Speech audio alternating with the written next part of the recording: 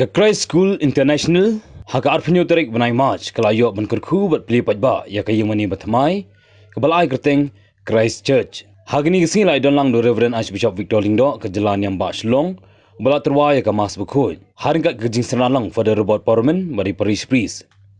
Lai don lang ru da kinong lam Shnong jang Kyrkhu district nang ta kriu pokmat kiseng balang kino hingkai ki khna school bat ki baying basem.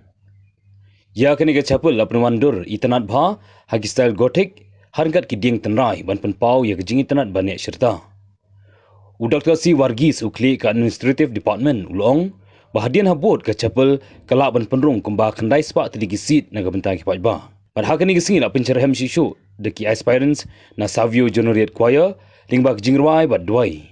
La pen ko borom yu Archbishop Victor Lingdo nang tayu parish priest badi ki administrator jang ke school.